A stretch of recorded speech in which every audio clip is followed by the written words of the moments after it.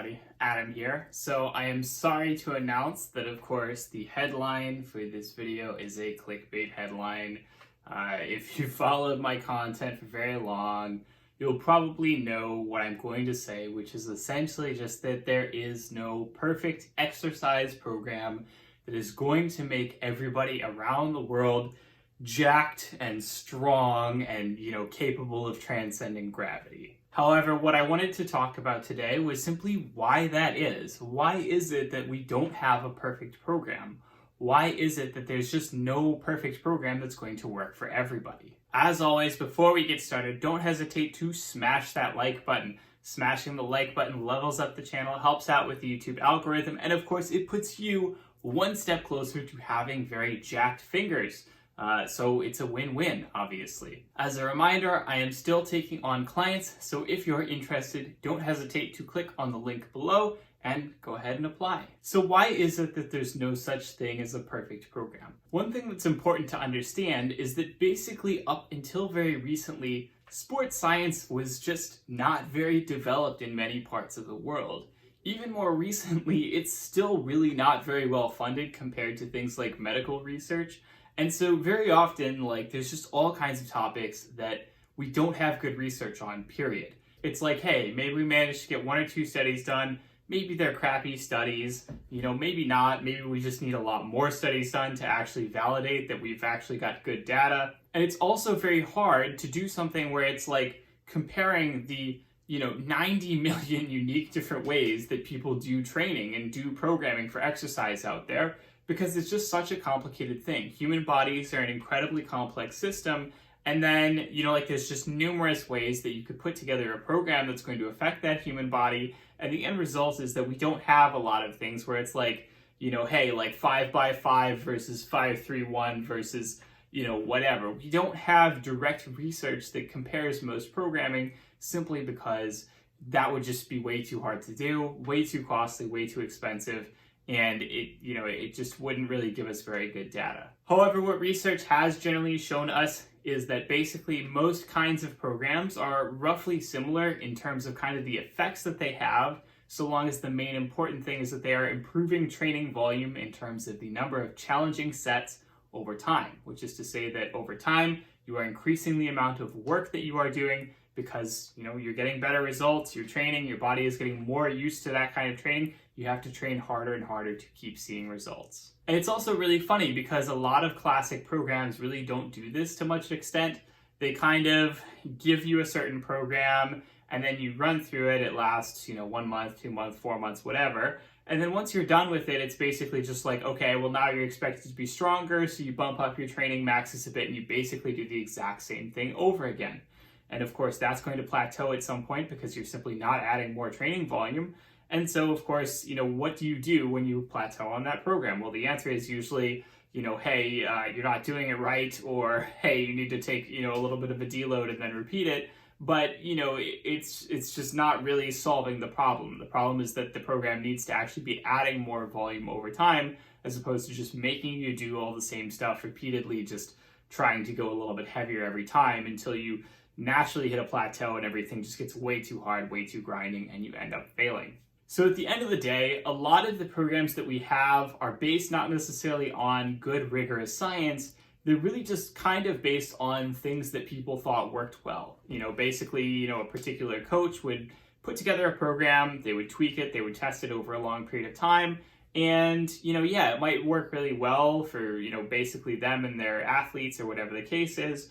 But that doesn't mean necessarily that it's going to work well for everybody. It just means that they managed to find a halfway decent program and stuck with it and iterated on it over time. An important thing to understand also is that research shows us that people react differently to different programs. There are certain people who simply react better to a program than others.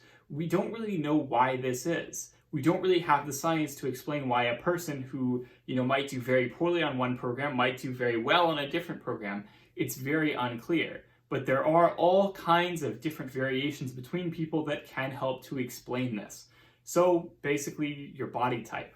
Of course, I'm not going to go into the classic old school bodybuilding ectomorph, endomorph, mesomorph concept. That's not really based in any science as far as I know. And it's kind of shocking that that still sticks around. I still get questions about that sometimes. And, basically the concept of it is that there are like, I don't know, there's like certain people who are naturally lean and certain people who are naturally big and certain people who are kind of in the middle. And, you should train based on kind of, which of those people you are. But it doesn't really, like, there's not really any agreed upon definition of, what, falls into each category. And so you'll see people who are like, oh no, that person is clearly, one or the other, even though they're saying the exact opposite of somebody else looking at the same picture. It's not really based on anything. It's just kind of a thing that used to happen, who knows why. But as far as I know, it's not really based on anything. And, that's kind of out the door. But what I am talking about is basically just your body size. And so the reality is that basically you do need to train a little bit differently based on how big you are.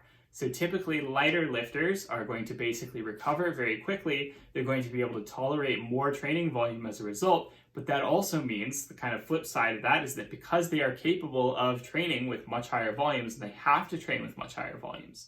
They need to keep training with those high volumes. They need to train more frequently in order to continue seeing results, because that's the kind of thing that their body is used to.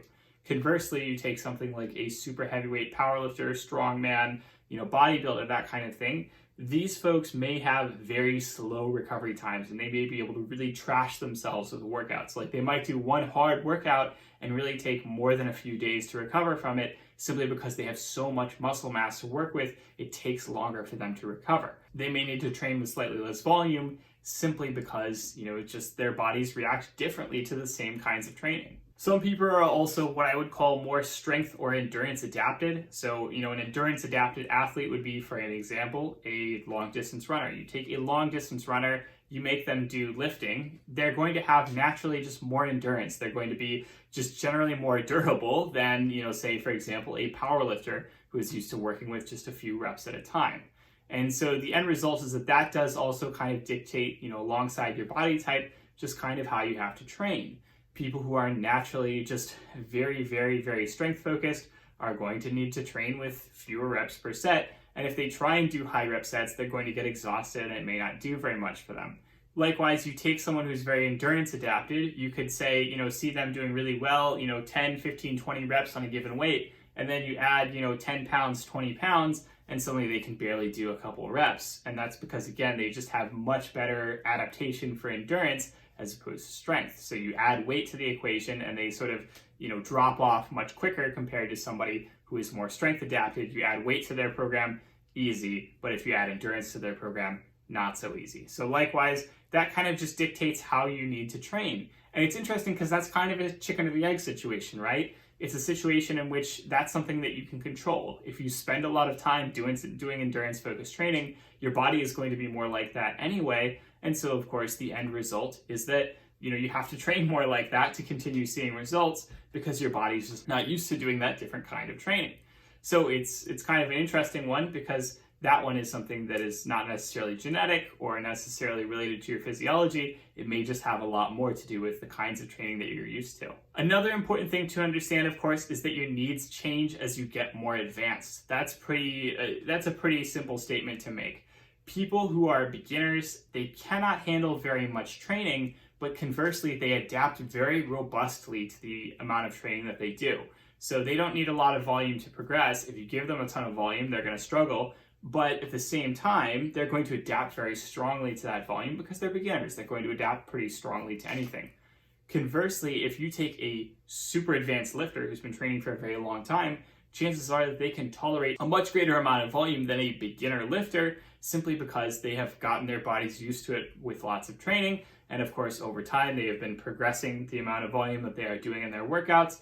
And so the end result, of course, again, is that they need to be training with more and more volume to continue adapting. Dedicated lifters also just generally get faster at recovering from workouts. When you're starting out as a beginner, your body is not used to an activity. It gets very sore. There is a lot of muscle breakdown, a lot of muscle damage. It's struggling to really stay on top of everything. When you take someone who has been lifting for years and years and years consistently, they may, do a really heavy workout and be very, very minimally sore the next day, or, basically not sore at all. And they may be ready to go again within, again, 2 or 3 days. Whereas, you put a beginner through a really rough leg day and they're going to be sitting funny for 4 days, 5 days a week. So that's something which also explains why you shouldn't just copy programs. Like if you see like a guy, that's super jacked and it's like, this is my program, which may be a lie because that just is how it is sometimes. But even if that was that guy's program, that's probably not a really good program for you because you're probably someone who has a very different body type. You're probably somebody who is, much more beginner than this advanced lifter. And so you shouldn't be training like him in the first place. You are probably going to get suboptimal results by trying to do too much and struggling. That is a thing that I did a lot when I was starting out as a beginner lifter. I was constantly just trying to copy programs from advanced lifters that I found. And the end result was that I spent a lot of time in the gym just really struggling, just really putting myself through grinding, grueling workouts and not really getting much results out of it because I was pushing myself way too hard and I was following the wrong kinds of programs for my skill level at the time. So you might ask the next question, how do I know what is the best program for me? And sadly, this is something where, again, the science is not advanced enough to the point that we could really know in advance what kinds of programs are going to work well for a given person. So the reality is that the only way that you can really find out is to give it a try. Find a program, hopefully something that you like about it, something that appeals to you. Follow the program for a while, see if it's working. If it's not working, stop using it, find a different program. If it is working, then stick with it. There's no reason to change.